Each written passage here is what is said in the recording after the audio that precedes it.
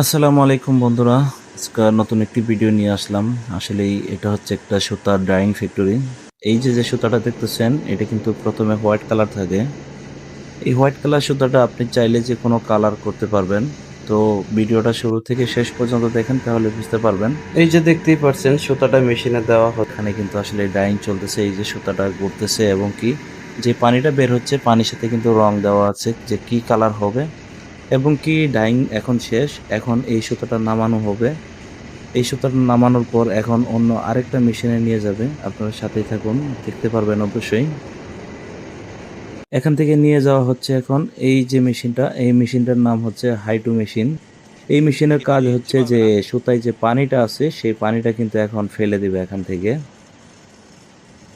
তো সাথেই থাকুন, দেখতে পারবেন। এখনকার এই মেশিনের সুইচটা দিবে, দেওয়ার পর যে মোটরে ঘুরবে, এটা প্রচণ্ড স্পিডে ঘুরে, ঘোরার পরেই যে দেখতে পারতেছেন এখন নিচে যে একটা পাইপ আছে, এটা দিয়ে পানিটা বের হবে। এই যে দেখতেই পারতেছেন, এখানে কিন্তু পানিটা বের হয়ে যাচ্ছে।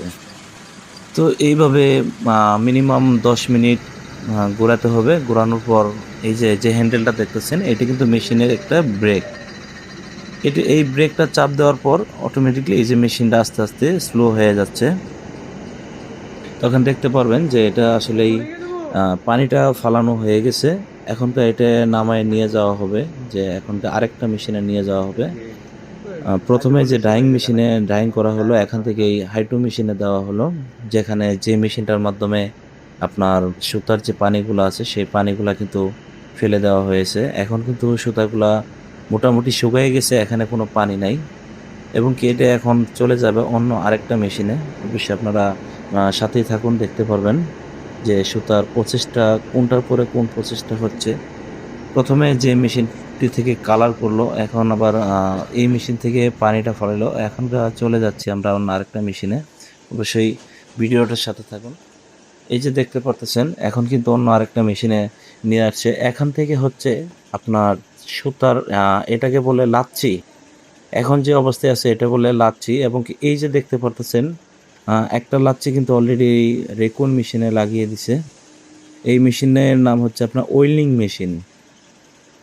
সে ওয়েল্ডিং মেশিনে লাগানোর পর এই যে দেখতে পারতেছেন যে লাচ্ছি সুতাটা লাগানো হয় ওয়েল্ডিং মেশিনে। ওয়েল্ডিং মেশিন থেকে সুতার কোন করা হয়, একটা ববিন করা হয়।